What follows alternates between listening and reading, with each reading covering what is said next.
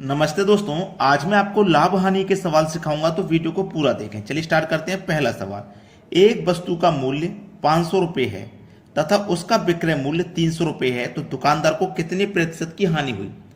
विक्रय मूल्य, क्रय मूल्य दोनों चीजें दी गई हैं। वस्तु का मूल्य कितना है? 500 रुपये। उसको बेचा कितने में? 300 में। 500 की चीज को 300 में बेचोगे तो भाई 200 रुपये कम में बेचोगे। कम में बेचोगे तो नुकसान हो जाएगा, है ना। 200 रुपये कम में बेच रहे हैं। हमेशा नुकसान निकालो चाहे फायदा निकालो, कॉस्ट प्राइस पे निकलेगा। जो नुकसान है ऊपर रखो या फिर जो फायदा है ऊपर रखो, बटे में रखो कॉस्ट प्राइस जो कि 500 है। प्रतिशत में बताना है तो 100 से गुना कर देना, 2 जीरो से 2 जीरो यहां कटा देना। 5 चौकू 20 और 1 ये जीरो 40, तो 40% का नुकसान होगा, जो कि हमारे डी ऑप्शन में दिया गया है। यह सवाल का बिल्कुल सही आंसर है। अब देखेंगे अगला प्रश्न। अगला सवाल, एक घड़ी को 200 रुपये में बेचने पर 20% की हानि होती है, तो घड़ी का क्रय मूल्य क्या है।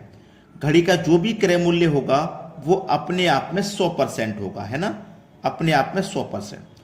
अब 100% की चीज पर हमें 20% की हानि हो रही है, इसका मतलब हम 20% की हानि पर बेच रहे हैं। 100 की चीज को 20% की हानि पे बेचेंगे तो कितने में बेचेंगे? 80% में। जो दाम लेंगे वो 80% का लेंगे, ठीक है।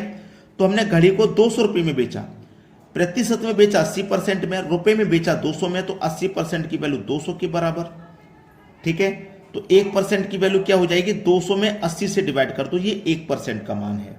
हमको 100% का चाहिए तो 100 से मल्टीप्लाई कर देंगे, जीरो से इस जीरो को कटा दीजिए, ठीक है। 4 दूनी 8, 4 पंजे 20, 2 से कटा दूंगा 100 को 50 बार में, 5 बचे 25 और 1 ये जीरो 250। घड़ी का क्रय मूल्य क्या है? 250। सी ऑप्शन हमारे सवाल का हो जाएगा बिल्कुल सही आंसर। अब देखते हैं अगला प्रश्न। अगला सवाल, एक कुर्सी को 700 रुपये में बेचने पर 40% का लाभ होता है, तो वस्तु का क्रय मूल्य क्या है। वस्तु का जो भी क्रय मूल्य होगा अपने आप में 100% होगा, ठीक है। 100% की चीज पर हमें क्या हो रहा है? 40% का फायदा, 40% का लाभ। 100 की चीज को 40% के लाभ पे बेचेंगे तो इसका मतलब कितने बेचेंगे भैया? 140% में बेचेंगे। और रुपए में कितने बेच रहे हैं? 700 में। तो 140% की वैल्यू 700 है, तो 1% की क्या हो जाएगी? 140 से डिवाइड कर दो, 1% का मान हो गया। 100 का निकालना है तो 100 से मल्टीप्लाई कर दो, जीरो से जीरो कटाओ, 14 पंजे 70 और 5 का गुना 100 में किया तो इसकी वैल्यू आ गई 500। बी ऑप्शन हो जाएगा सवाल का सही आंसर। अब देखेंगे अगला सवाल। अगला सवाल, एक साइकिल को 800 रुपये में बेचने पर 20% की हानि होती है, वह उसे किस मूल्य पर बेचे कि उसे 20% का लाभ हो जाए। देखिएगा, कोई भी चीज अपने आप में 100% की होती है, ठीक है। अब इस 100% की चीज पे क्या कर रहा है? वो 20% की हानि हो रही है। 100 की चीज पर 20% की हानि हो रही है, तो इसका मतलब उसे वो कितने बेचेगा? 80% का दाम लेगा, वो 80% में बेचेगा। और यहां कितने बेच रहा है? 800 में। तो 80% की वैल्यू 800, तो 1% की कितनी? 80 से डिवाइड कर दो, ये 1% का मान हो गया। और 100 से मल्टीप्लाई कर दो तो ये 100% का मान हो गया। 100% का मतलब क्रय मूल्य पता चल गया 100%। लेकिन हमें उस पर 20% के लाभ पे उसे बेचना है। अब ये तो 100% है क्रय मूल्य, अब 20% के फायदे में बेच रहा है, तो इस 100 की चीज को 120 में बेचेंगे, तभी तो हमें 20% का फायदा होगा। ये हमारा 100% का मान है। 100 की चीज पर हमें 20% का लाभ होना है, तो 100 की चीज को 120 में बेच दो, 20% का फायदा हो जाएगा। परसेंट का मतलब बटे में 100। 100 से 100 कटा दीजिए, जीरो से जीरो, 8 धाम में 80, 10 बार में 120 का गुना 10 से कर दो, ये 1200 हो जाएगा। 1200 दिया गया है बी ऑप्शन में। ये सवाल का बिल्कुल सही जवाब है। चलिए अब देखते हैं अगला सवाल।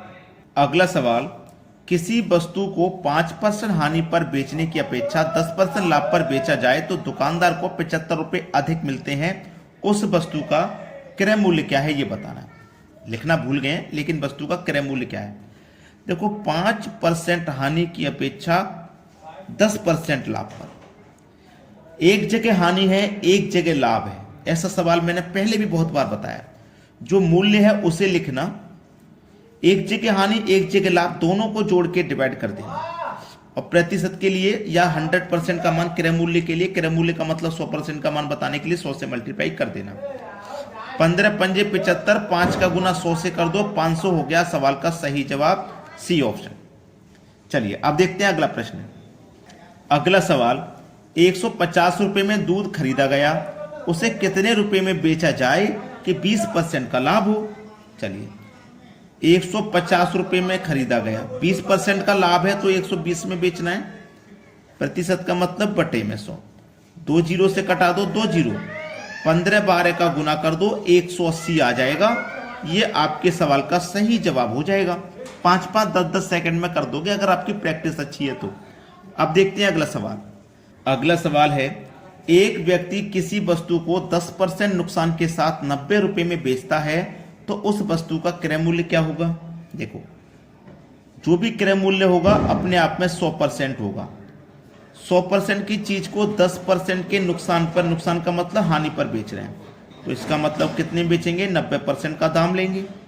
कितने बेच रहे हैं, 90 रुपए में। 90% की वैल्यू 90 है तो 1% की कितनी, 90 से डिवाइड कर दो। क्रय मूल्य पता करना है 100% का मान, तो 100 से मल्टीप्लाई कर दो। 90 से 90 कट गया, केवल 100 बचा। सवाल खत्म भैया, बी ऑप्शन बिल्कुल सही आंसर है आपका। अब देखते हैं अगला प्रश्न। अगला प्रश्न, एक विक्रेता 60 रुपए में 12 केले खरीदता है और 30 रुपए में 5 केले बेचता है, उसे लाभ कितना प्रतिशत हुआ।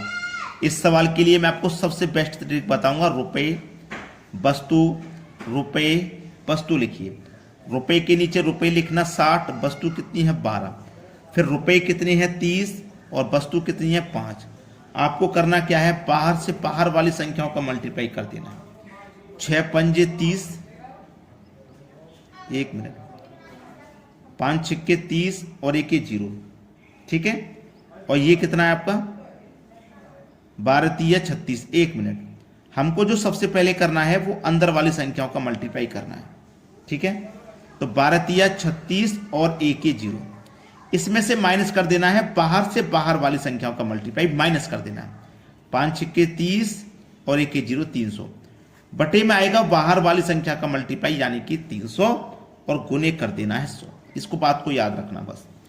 360 में से 300 गया, 60 बचा प्लस का, तो इसका मतलब फायदा हुआ इस सवाल में, ठीक है। बटे में कितना 300 और गुने कितना 100। 2 जीरो से हमने यहां 2 जीरो कटा दिए तो 3 से 60 कट जाएगा 20 बार में। इसका मतलब 20% का फायदा होगा। बी ऑप्शन हो जाएगा सवाल का सही आंसर। सभी बच्चों से मेरा रिक्वेस्ट है कि वीडियो को लाइक करें और वीडियो को शेयर करें और कमेंट करें, ठीक है। इतना काम सभी बच्चों को करना है। वीडियो देखने के लिए बहुत बहुत धन्यवाद।